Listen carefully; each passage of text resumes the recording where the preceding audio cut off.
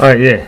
채널 방송을 시청해 주시는 시청자 및 청취자 여러분, 그리고 독자 여러분, 반갑습니다. 예, 오늘은요, 저번 방송에 이어서 북한에 관련된 서적들을 읽고 나서 두 번째 시간입니다. 예, 첫 번째 시간에는 북한을 탈출한 분들의 수기였죠. 탈출한 분들의 어떤 간증집은 아니고, 아무튼 그들이 탈출하는 과정 중에서 실제로 경험했고 듣고 봤고 했던 그런 자신들의 인생 이야기를 했었는데, 그분들은 굳이 이야기를 해보자면은 북한에도 이 계급이라는 게 있잖아요, 그죠?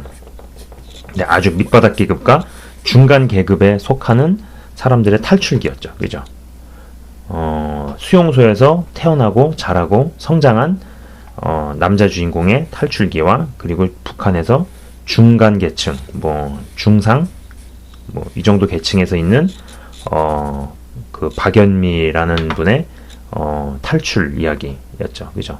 이번에 제가 다룰 거는요, 이것도 역시 탈출기입니다. 북한을 탈출한 탈북자의 이야기인데, 상당한 고위층, 아주 탑 레벨의 고위층은 아니지만 그래도 어느 정도 꽤 고위층에 속하는 사람이 쓴 책입니다. 예, Dear Leader라고 나와 있죠.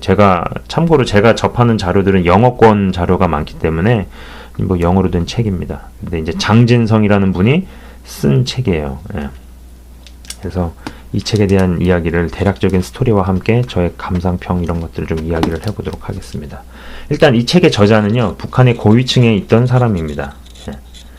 북한에서 했던 일이 김일성, 김정일 부자를 문학적인 툴을 이용을 해서 그들을 찬양하는 일을 했었죠. 예. 특이한 것은 그가 출근을 한 부서는요, 북한 밖의 자료들 혹은 뉴스, 신문, 잡지 등등을 얼마든지 접하고 읽을 수 있는 곳이었다고 합니다. 예. 북한의 일반인들은 이런 부서가 존재하는지조차도 알 수가 없고 상상을 할 수 없는 그런 곳이었고요. 북한인이면서 생각과 마음과 정서가 대한민국 쪽의 사람처럼 되어서 대한민국의 정서로 수령을 찬양하는 문학 작품, 특히 이제 시의 형태로 발표하는 것이 저자가 하던 일이었다라고 이 책에 나옵니다. 좀 특이하죠. 참고로 김일성이 살아있을 때는요, 김일성 때는 좀 문학적인 툴을 이용을 해도 산문이라든지 수필이라든지 이런 형태로 김일성을 찬양하는 걸 좋아했나 봐요. 근데 이제 북한의 경제가 이제 어려워지면서 김정일 때 고난에 행군하고 수백만 굶어 죽고 굉장히 어려웠대잖아요. 그래가지고 그때는 시로 찬양하는 걸 선호했다고 합니다. 왜냐? 시는 종이를 많이 안 쓰잖아요. 종이를 많이 쓸 필요가 없죠. 자, 이 저자는요, 원래 음악을 전공을 하려고 예술대학을 들어갔다가 손이 크지 않다라는 이유로, 손이 크지 않다라는 이유로, 손이 크지 않아서 연주자로는 힘들고 작곡을 하려던 참에 바이런이라는 유명한 시인이잖아요. 저는 이름만 들어봤지 잘 모르겠어요. 아무튼 근데 이제 바이런의 시에 매료가 되고 시를 쓰는 것에 매료되기 시작합니다. 그런데 마침 뛰어난 문학적 재능이 있었기에 음악대학에 몸 담으면서도 이제 주인공이 쓴 어떤 시가 김정일의 마음에 들어서 그의 총애와 특별한 지위를 수여받게 되고, 거의 그 어떤 포상으로 이제 12년 만에 주인공의 고향인 사리원에 방문을 할 기회를 갖게 됩니다. 예. 허나 그 사리원에서 이미 배급제가 무너져버린 아주 처참한 현실을 보면서 경악을 하게 되죠. 예. 자신이 있는 평양 빼고는 다른 곳이 지금 다 이렇게 되었다는 것을 고통스럽게 이제 깨닫기 시작을 합니다. 평양으로 떠나기 전에 이제 사리원에서 어떤 그런 포상 휴가가 끝나고 사리원에서 이제 평양으로 떠나기 전에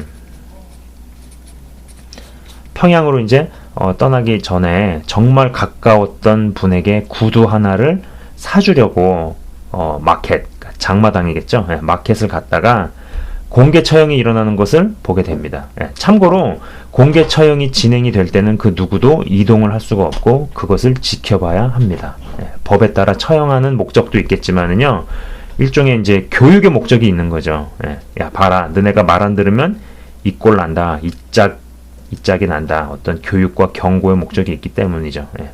자, 왜 장마당이냐? 왜 장마당에서 그거는 처형을 하느냐. 예, 많은 사람들이 이제 뭐 오가니까 그렇게 하는 거죠. 예.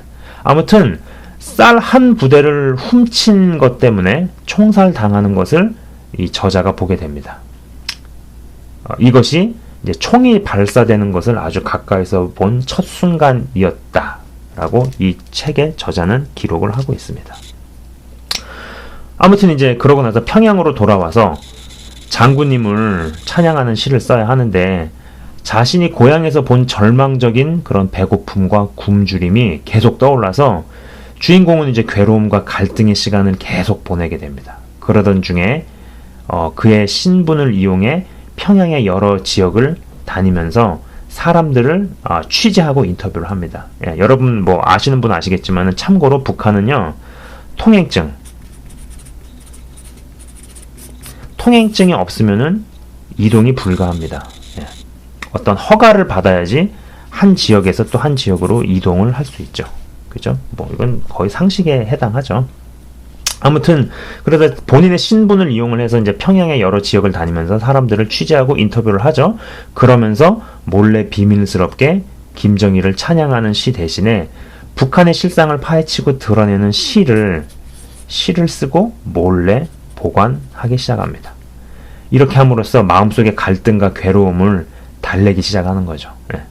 그러면서 이제 대한민국과 서방 세계 자료를 부지런히 읽으면서 북한 정권이 어떻게 생긴 정권인지를 깨닫게 되고, 뭐 어떻게 잡았겠어요. 뭐 동료들을 숙청하고 죽이고 그러면서 이제 잡은 정권이잖아요. 그죠? 그런 것들을 깨달아가면서 대한민국이 아닌 북한이 먼저 침공을 했고 등등의 역사적 사실들을 깨달아가면서 더 이상 거짓의 근거에서 정권을 찬양하는 충성의 글이나 시를 쓸 수 없다는 것을 알게 되죠. 그러니까 자꾸 양심에 부딪히는 거죠. 아까 말씀드린 것처럼 이 사람은 누구도 접근할 수 없는 그런 자료들에 접근하는 것이 직업적으로 허락이 되는 사람이었잖아요. 그죠? 그러면서 거짓말로 계속 찬양을 해야 되는데 진실을 알아가게 되니까 내면에서 굉장히 갈등과 괴로움이 생기는 거죠. 조금 이해가 되는 부분이에요. 그죠? 북한 정권의 거짓과 기만을 알아가고 진실을 알아갈수록 마음의 부담을 나눌 친구가 있어야 한다는 생각에 주인공은 평양예술대학 시절에 만난 황영민이라는 친구를 떠올립니다. 여러분 이제 이 스토리를 제가 쭉 말씀을 드리잖아요. 그래서 굉장히 중요한 인물 중에 하나예요. 황영민. 기억해 두시기 바랍니다. 예. 예. 이 주인공은 장진성이고요. 그리고 이 친구는 황영민입니다. 예. 제가 이제 쭉 이야기를 계속 해 나갈 때 이 이름을 좀 기억해 두실 필요가 있어요. 그래서 이제 본인의 어떤 그런 괴로움들 털기 위해서 어떤 평양예술대학 시절에 만난 황영민이라는 친구를 떠올리죠. 주인공이 그를 신뢰할 수 있다는 결론의 근거는 우정 이상의 이유가 있었는데요. 그 이유는요. 학창시절부터 황영민이라는 이 친구는 북한 체제의 오류를 주인공과 나누려 했다는 점 때문이었습니다. 황영민의 아버지는 황진택이었어요. 황진택이었다고 합니다. 근데 이분이 투스타예요. 네, 굉장히 고위층이죠. 북한에서. 그죠? 황진택은 투스타 장군이었는데요. 당의 이슈에 관련해서 너무 무언가를 담대하게 이야기했다라는 죄목으로 혁명분자로 몰리게 되고 수용소로 가게 됩니다. 조사를 받던 과정 중에 많은 고통으로 인해서 이제 상해를 입게 되고요. 그리고 그 때문에 죽게 됩니다. 그리고 이제 그의 아들인 이 황영민은요, 가까스로 왕재산 밴드, 이름이 왜 이런지 모르겠어요. 아무튼 왕재산 밴드, 왕재산 밴드의 작곡자로 어떤 복직이 된 거죠.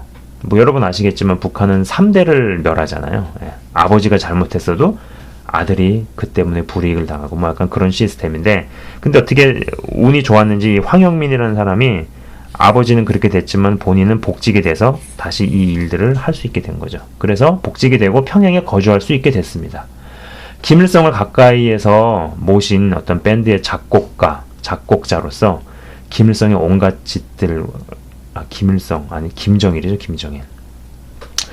김정일의 온갖 짓들과 여성 편력을 주인공에게 이야기해주고 주인공도 자신의 짐을 황영민에게 나누면서 둘의 우정이 깊어지는 거죠. 그죠? 속 얘기를 서로 할 수 있었다라는 거죠. 그죠? 그러던 중에 이제 주인공이 이제 사건이 하나 벌어져요. 이 사건이 아주 결정적인 사건인데, 그러던 중에 주인공이 어떤 빼돌린 대한민국의 잡지를 황영민에게 빌려주었는데, 잡지 하나를 빌려줬는데, 황영민이 그것을 분실하게 됩니다. 다행히도 이제 가방채로 분실을 한 거예요. 그 잡지가 가방에 있었는데, 가방채로 분실을 했는데, 다행스럽게도 그 안에 신분을 알 수 있는 아이디나 그런 것은 없었지만, 빼돌린 자료 자체에 보안 표시나 도장이 찍혀 있기에 누구의 소행인지 곧 밝혀질 것을 두 사람은 염려하게 되죠. 그리고 곧 두 사람은 북한을 탈출하려는 결심을 하게 되고, 그리고 서로 동의를 하게 됩니다. 주인공은 이제 그래서 이제 그런 빨리 작업 착수해야 되잖아요. 왜냐면은 그 자료, 모든 자료에는 뭐 이제 도장이 찍혀 있단 말이에요. 수사하면 금방 나오겠죠. 그죠? 그래서 이 주인공 장진성 씨가 평양의 무역회사에서 일했던, 그러나 언제나 항상 돈이 필요했던 김일성 대학에서의 동창에게서 통행증을 구하기로 하고 황영민과 평양역에서 압록강에 있는 국경으로 이동을 합니다. 늦은 저녁에 압록강에서 얼음 위로 발을 디디려는 찰나에 국경 수비대에 들키게 되고 결국 초소로 잡혀오게 되는데요. 얼음 위로 발을 디디려는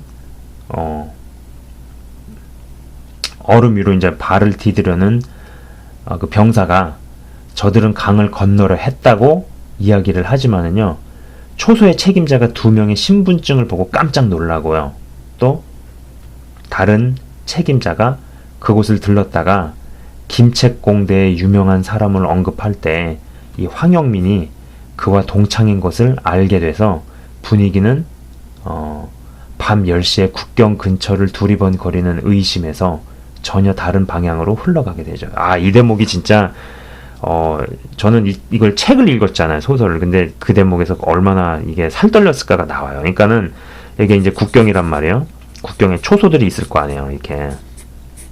그래서 어느 몰래 밤 10시에 잠입을 해가지고 여기다 이제 얼음 위에다 발을 딱 디들라고 할 때 병사 한 명은 그걸 본 거예요. 그러니까 이 병사는 얘를 의심할 거 아니에요. 그리고 딱 이 병사 A라는 애가 딱 그거를 목격을 하고 소리를 치는 순간에 모든 서치라이트가 다 오게 되고 병사가 오게 되죠. 그래서 결국은 얘들이 초소로 들어갔단 말이에요. 자, 여기서 이제 초소 책임자 A가 생각해도 의심스럽잖아요. 그러나 얘네들이 위조한 통행증을 보는 순간에 놀라게 되죠. 신분증과 통행증을 보고. 왜냐? 고위층이었으니까. 그러나 그래도 의심을 지울 수가 없죠. 왜 이 추운 밤 10시에 왔느냐 이거죠. 그러면서 막 둘러대는 거예요. 뭐라고 둘러대는 거예요. 얼마나 심장이 쫄깃했을까, 살이 떨렸을까 싶은데, 그러다가 또 다른 초소의 책임자 B가 와가지고 무슨 얘기를 하는 가운데 김책공대 누구를 언급할 때 이 황영민이 그 사람과 동창이었다는 거죠. 그래서 막 아는 척을 하고 얘기를 하면서 분위기가 국경 근처를 두리번거리는 의심에서 전혀 다른 방향으로 흘러갔다라는 겁니다. 처음에는 무슨 업무차 이 시간에 여기를 들렸다, 밤이 늦어서 하루 잘 초소를 찾고 있었다라고 얘기했을 때 이거를 직접 본 병사가 있었을 거 아니에요. 의심을 거두지 않았겠죠, 당연히. 네?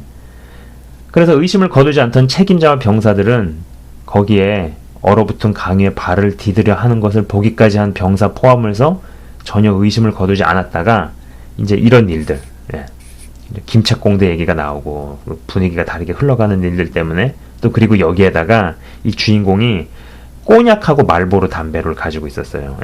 꼬냑과 말보로 담배. 참고로 이 꼬냑하고 말보로 담배가 군인들한테 먹히는 최고의 뇌물이라고 합니다. 저는 책의 내용들을 이야기하고 있을 뿐입니다. 이 담배까지, 말보로 담배하고 꼬냑까지 상납을 하니까는 뭐 이제 아무 일도 없이 다 무마가 된 거죠. 그래서 이 초소에서 하루를 머물고 다시 국경 쪽을 돌다가 좀 강폭이 좁은데, 뭐 강도 이렇게 있을 거 아니에요. 여기가 이제 중국 국경이고, 여기가 중국이고, 이제 하면은 강도 좀 폭이 좀 좁은 데가 이렇게 있을 거 아니에요. 그죠? 그래서 폭이 좁은 곳을 발견을 하고 대낮에 중국 쪽 국경으로 둘은 냅다 뛰기 시작하죠. 그래서 중국으로 넘어가는데 성공을 합니다. 하지만 여전히 위험은 남아있죠. 뭐 여러분들께서도 아시겠지만요. 탈북자가 중국에서 잡히면 북송됩니다. 바로 북송이죠. 그리고 북송된 다음에는 아주 잔인한 생각하기도 언급하기도 싫은 미래가 그들을 기다리고 있죠. 그래서 이제 비록 중국에 들어왔어도 여전히 긴장을 늦출 수 없었던 둘은 주인공이 어떤 농부를 우연히 만나서 그에게 800불을 주고 그가 이 두 명이 검문소들을 지나가는데 가장 좋은 방법은 버스를 타고 이동하는 것이라고 합니다. 헌데 버스에 검문하기 위해 중국 공안이 들어오면 장님의 벙어리인 척을 하면 된다고 이야기를 해줍니다. 그래서 실제로 공안이 검문하러 버스에 올라탔을 때 둘은 눈을 감고 말을 못하는 척을 합니다.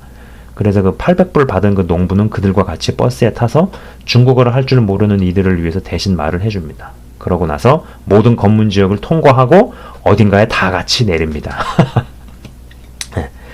이 농부는 이제 북한을 탈출한 사람들을 여러 번 돕기도 했었던 사람인데 자신의 와이프와 통화를 하던 중에 이미 중국 공안들이 자신의 집을 수사를 했고 부인에게서 당신이 돕고 있는 두 사람은 북한에서 살인을 저지른 살인자들이라는 말을 듣습니다.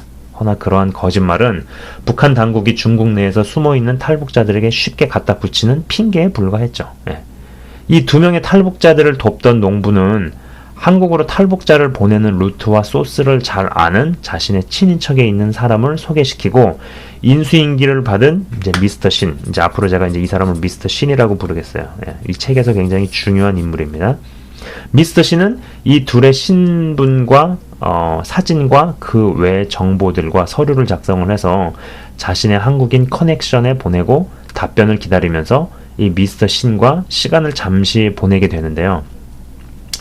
이 미스터 신이 거하는 아파트에 며칠 머무를 때 북한을 탈출해서 중국에 숨어 지내는 탈북 여성들의 비참한 이야기들을 듣게 됩니다. 듣는 이야기들은요, 대략 다음과 같습니다. 자, 여러분 잘 따라오고 계시죠? 대략적으로 작성한다고 했지만은요, 나누고 싶은 이야기들이 많아가지고 조금 이렇게 좀 약간 자세하게 포인트를 놓치지 않으면서 그러나 지루하지 않고 들을 수 있게끔 제가 말씀을 드리고 있습니다. 자, 미스터 신, 다른 브로커예요.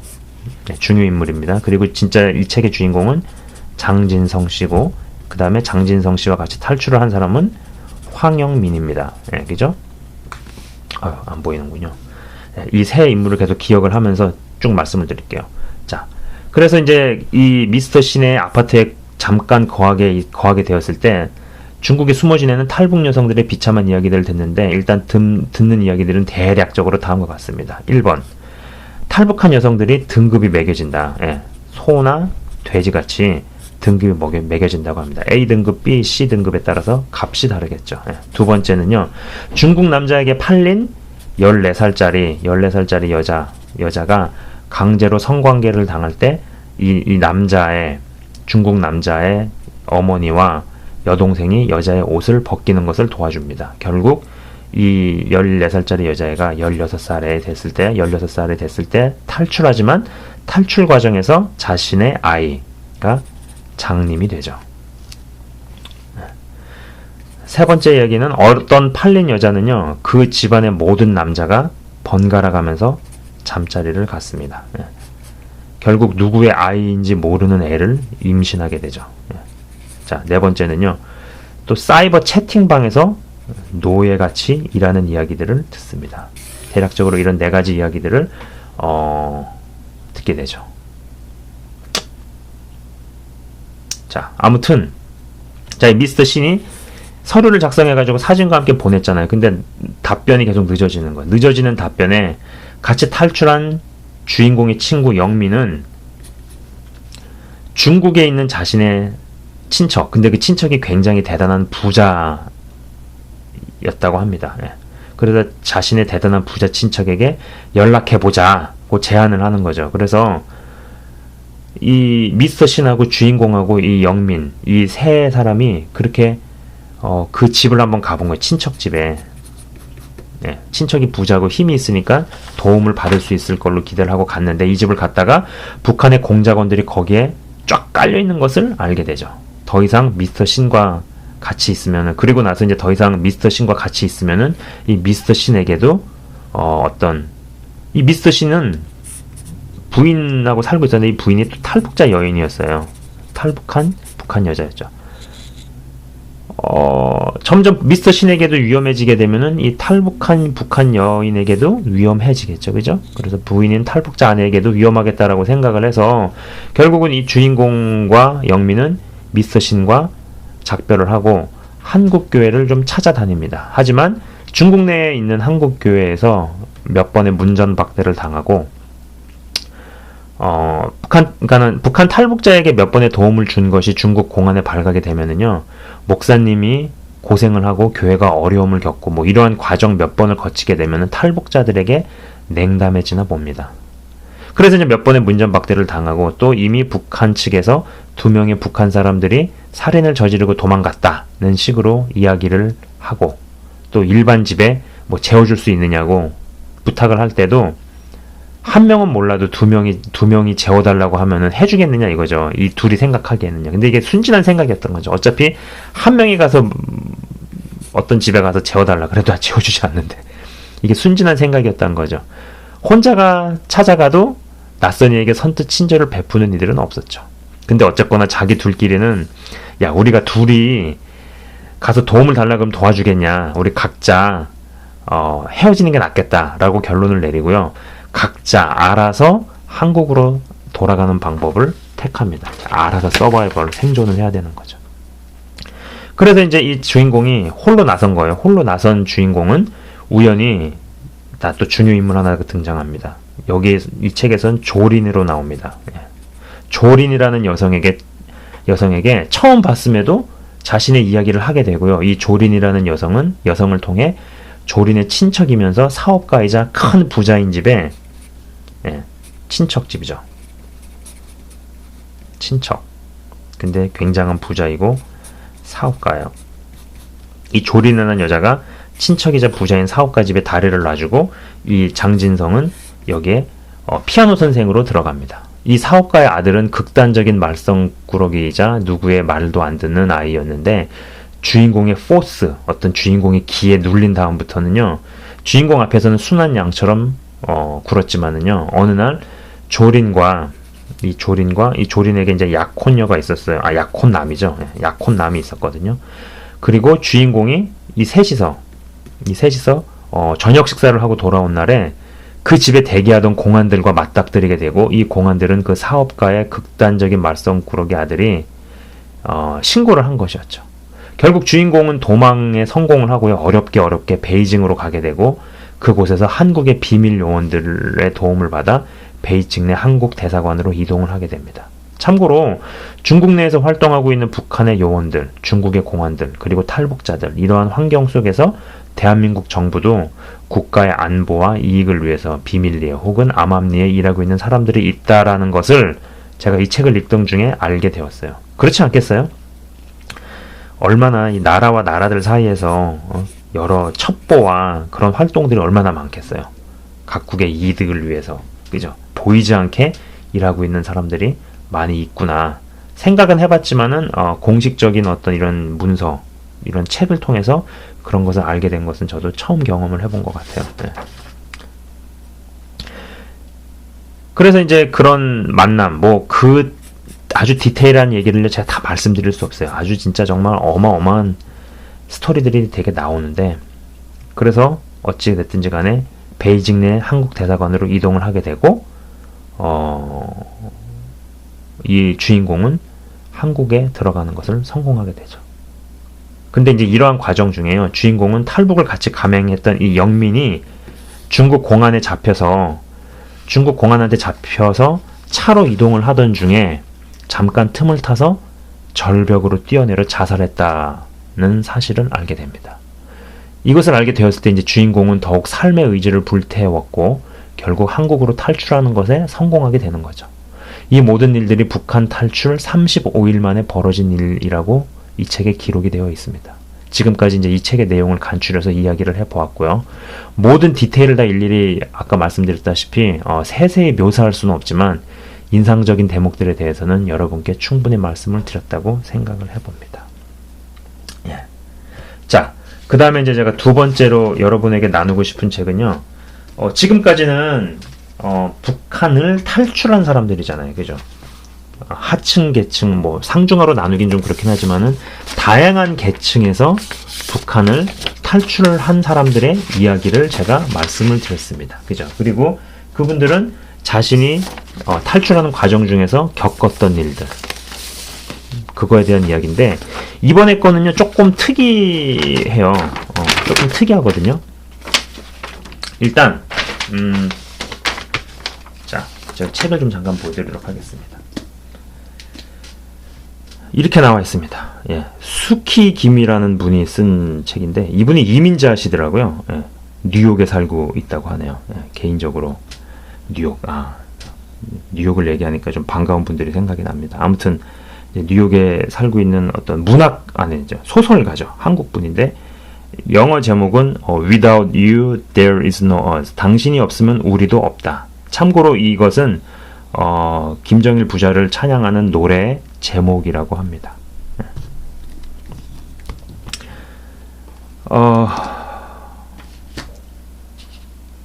일단 이 책을 쓴 수키 김이라는 분은요, 글을 쓰는 소설가인데, 평소에도 북한에 대해서 책은 쓰고 싶은데 본인이 실제적인 경험을 하지 않고 쓰는 것은, 다른 사람들은 모르겠지만 자신과 같은 소설가, 자신과 같은 이런 글을 쓰는 사람에게는 맞지 않는다라는 어떤 그런 나름대로의 철학을 갖고 있었다고 하네요. 그래서 북한에서 실제적인 경험을 할 생각을 가지고 평양과기대에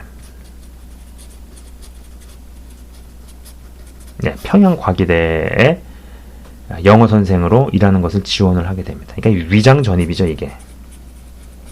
위장 전입. 스파이 같이 뭐 이렇게 가는 거죠. 그리고 그곳에서 2학기 동안 평양과기대에서 영어를 가르치게 됩니다. 그러면서 본인이 직접 경험한 것들에 대해서 비밀리에 기록을 하고 돌아와서 책으로 출간을 하게 되는 거죠. 그리고 그 책의 결과물, 그 결과물이 여러분 보시는 이 책입니다. 이런 책이죠. 자, 사실 그 이제 저번에 이제 지금까지의 그 세 권들, 첫 번째 방송과 또 오늘 방송에서 방금 전에 말씀을 드린 그 책까지 해서 이제 딱 세 권이잖아요. 이 세 권에 대해서는요, 제가 대략적인 스토리를 말씀드렸지만은요, 이 책에 대해서는요, 저를 정말 생각 많이 하게 한 부분들을 나눠보고자 합니다. 네. 대략의 스토리에 대해서는요, 평양과기대에 위장 전입을 해가지고 2학기 동안 영어를 가르치면서 얘네들을 경험해봤다. 그 얘기예요. 네. 그러면서 중간중간 문득문득 이 분이 느낀 어떤 그런 생각들, 갖게 된 그런 생각들이나 어떤 묘사들, 그런 부분이 나옵니다. 이거는 스토리적인 부분이고, 이제 저로 하여금 정말 생각을 많이 하게 했던 부분들에 대해서 나눠보도록 하겠습니다. 일단 첫 번째는요, 북한이라는 나라 자체가 종교 집단이라는 거죠. 김일성교를 믿는 신자들의 나라라는 겁니다. 그리고 그 종교에서 심각하게 금지시키는 것은요, 바로 외부와의 접촉이라는 거죠. 아시겠죠? 컴퓨터 전공인 애들이요, 이 책에도 되게 나오는데 웃기는데, 전공이 컴퓨터예요. 근데 인터넷이 뭔지 몰라요. 여러분, 이게 말이 되나요? 인터넷을 모르고 스티브 잡스가 누군지를 몰라요. 네. 그러면서 나는 컴퓨터를 전공을 한다, 이렇게 이야기를 하는 거죠. 그러니까 이 대목만 봐도 북한이라는 정권이 얼마나 정보의 단절과 어떤 거짓 정보, 정보를 왜곡시키는 거죠. 이런 것들 기반 위에 이 정권이라는 것이, 이 북한의 정권이라는 것이 이러한 기반 위에 두고 있는가를 여실히 보여주는 것 같습니다. 그리고 진실이 알려지는 것을 굉장히 두려워하고 있다라는 것 또한 보여주고 있는 대목이죠. 그러면서 마치 영적으로 건강하지 않은, 바르지 못한 종교 집단들이 하는 짓을 보는 인상을 받았는데, 그 중에 이제 대표적인 것이 아까 말씀드린 것처럼 외부와의 접촉을 막고 스스로 생각할 수 있는 능력을 말살시키는 거죠. 스스로 생각하는 능력을 말살시키는 거죠. 그죠? 네. 실제로도 저도 개인적으로 영적으로 바르지 못한 집단 혹은 이단 집단에서 빠져나오신 분들에 대한 이야기들을 종종 접합니다. 예. 이런 것들을 시키죠. 예. 근데 우리만이 옳고 우리 교회만이 진리를 전하고 그죠? 우리가 섬기는 목회자만이 뭐 진짜고 그 사람만이 우리를 천국으로 인도할 수 있고 그런 말도 안 되는 데를 소리를 하면서 다른 거는 보지도 말고 듣지도 말아라. 뭐 이런 식으로 가르치잖아요. 그죠? 북한은 나라 자체가 나라라고 하기도 어렵지만 나라라고 할 수도 없지만 그런 정권 자체가 그런 종교 집단 그러나 바르지 못한 종교 집단이 하는 짓을 하고 있다라는 거죠. 북한도 이제 정권 차원에서 모든 사람들에게 한다는 것을 이제 이런 짓을 정권 차원에서 모든 사람들에게 하고 있다라는 것을 엿볼 수 있는 대목입니다. 근데 제가 이제 개인적으로 궁금증을 느낀 것은요, 이 평양과기대의 학생들은 북한에서도 정말 고위층 자녀들이라는 거예요. 예. 고위층의 자녀들이라는 건데, 즉 다시 말해서 배가 고프고 굶어 죽을 일은 없는 계층의 사람들인 거죠. 그러나 만약에 이들이 굳게 믿고 있는 거의 대부분의 지식과 신념들이 거짓과 단절과 철저하게 통제된 정보의 부재로부터 온 것이라는 것을 깊이 깨닫게 될 때 과연 그들은 과연 어떤 선택을 하게 될까? 이 부분을 제가 생각해 본 거죠. 정말 굶어 죽는 문제 때문에 탈북을 결심을 하고 감행한 낮은 계층의 사람들과는 달리 고위층의 탈북을 결심을 하고 감행하게 하려면은 그들의 어디를 건드리고 무슨 일들이 행해져야 할까? 그리고 그들이 굳게 신봉하던 것들이 무너져 내리면 과연 결심하는 것이 탈북만 있겠느냐라는 겁니다. 네. 어쩌면은 그보다 더 위험한 일을 결심을 하고 감행하지는 않을까라는 생각들을 해봤습니다. 뭐겠어요? 뭐 체제 전복이라든지 아니면은 뭐 쿠데타라든지 뭐 이런 것들 할 수도 있겠잖아요. 한 가지 분명한 것은 힘 있는 사람들이 바뀌어야지 진짜로 그 집단이나 시스템이나 체제가 바뀌지 않겠어요? 자, 저자는요, 이 책에 나오는 저자는 영어를 가르치기 전에 항상 감시원들에게 그 가르칠 내용이나 주제들에 대해서 허락을 받아야만 했습니다. 이제 검열을 받는 거죠. 사전 검열을 받는 거죠. 그런데 평양에 이제 머무는 시간이 점점 끝나갈수록 나름 머리를 많이 써서 외부 세계의 진실을 알려주려는 아주 나름대로의 노력을 하는 장면들이 이 책에 나옵니다. 좀 인상 깊었어요. 허나 대단히 감시를 당하고 저자가 쓰는 이메일도 모니터를 당하는 상황인 거죠. 그렇기 때문에 대단히 제한적으로 이야기를 할 수밖에 없는 상황에 안타까움을 느끼는 부분들이 책의 내용에서 문득문득 발견이 됩니다. 제가 이제 첫 번째 생각해 본 부분들은 이런 부분이고요. 두 번째로 생각해 본 부분들은 무엇이냐면요. 이 책의 저자는요, 예수를 믿는 기독교인은 아니더라고요. 네, 기독교인은 아닌데, 영어 선생님으로 온 사람들은요, 전부 다 신앙이 뜨겁고 헌신적인 선교사들이었습니다. 전 이 대목이 조금 이상했던 것이요. 평양과기대의 설립 자체가 여러 교회들의 천문학적인 헌금이 투입이 돼서 지어진 시설인데, 정작 교회나 선교단체에서는 자신들의 목적을 수행할 수 없다는 점이죠. 그러니까 그렇잖아요. 교회나 선교단체가 헌금을 쓰는 이유는 복음을 전파하기 위해서 쓰잖아요. 그죠? 근데 정작 헌금을 쓰고도 복음 전파는 고사하고 북한 당국의 눈치를 봐야 하는 것부터가 어떤 첫 단추가 조금 너무 숙이고 들어가는 거 아닌가. 그리고 이제 그것이 안문 선교라는 것이잖아요. 예, 정권을 끼고 하면 제가 제 방송에서도 말씀을 드렸지만 북한에 대한 시리즈 방송을 올리면서 북한에 대한 선교는 안문과 뒷문이 있다라고 했습니다. 가장 큰 특징은 안문은 정권을 끼고 하는 거고 이것은 정권하고 상관없이 하는 거라고 제가 말씀을 드렸죠. 근데 이거는 분명히 안문 선교잖아요. 정권을 끼고 하지는 하니까. 그죠? 근데 전략적 시각에서 대단히 비효율적이고 정말 필요한 곳으로 돈을 보내지 못한다라는 생각입니다. 책 내용 중에 어떤 기독교인 선생님이 우리가 사는 세상은 어차피 허구이고 영원한 세계에서 천국에 가는 것이 가장 중요하기에 북한의 사람들은 저 모습으로 살더라도 죽어도 천국에 가는 것이 중요하다는 어조로 이야기하는 동료 선생의 의견에 강하게 반발하는 저자의 모습은 저로 하여금 보통 경제적으로 이제 많이 낙후되고 못 사는 나라에서 선교할 때 복음 전파의 사역을 할 때 말이죠. 네. NGO 사역에 대해서도 같이 생각을 하게 됩니다. 쉽게 얘기해서 복음 전파는 말 그대로 복음을 전하는 거예요. 네. 말씀을 전하는 거예요. 네. 그러나 NGO 사역은 뭐겠어요? 뭐 집 짓고 학교 짓고 병원 짓고 고아원 짓고 가르치고 먹이고 등등등등등 하는 거죠. 어떻게 보면은 문명을 심는 거잖아요. 그죠? 근데 이제 이것을 얼마나 어느 위치에 위치시켜야 하는 것이 맞는가에 대한 생각이죠. 자, 분명히 NGO 사역은요, 복음 전파보다 먼저 될 수 없고 복음 전파 사역의 밑으로 들어가야 되는데 잘못하면 복음 전파 사역이 NGO 사역 밑으로 들어가게 되는 일도 발생하죠. 그죠? 복음 전파하러 갔는데 결국은 땅만 파다가 오는 일이 벌어질 수도 있는 거죠. 그죠? 내가 집을 지러 선교사로 갔는지 복음을 전하기 위해서 선교사로 갔는지 자기도 모르고 오게 되는 경우도 생길 수 있다. 뭐 이런 생각들을 해보게 되는 거죠. 이 NGO의 사역을 분명히 하긴 해야 돼요. 안 할 수는 없어요. 저는 분명히 NGO 사역은 해야 되는 거라고 봅니다. 그러나 얼마나 어디까지 어떻게 위치시킬 것인가에 대한 고민 다시 한번 생각해 보는 거죠. 저도 어차피 죽어서 천국 가는 것이 제일 중요하니까 북한 사람들은 쭉 저렇게 살더라도 죽어서 천국만 가면 된다라는 생각에는 동의하지 않습니다.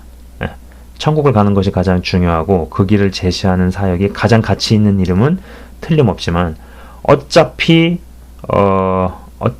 죽어서 천국 가는 것이 제일 중요하니까 북한 사람들은 쭉 저렇게 살더라도 죽어서 천국만 가면 된다라고 이야기하는 것은요. 북한이라는 체제를 겪어보지도 않은 우리가 할 수 있는 말은 결코 아니라고 생각을 하고요. 더 중요한 것은 뭐냐면요.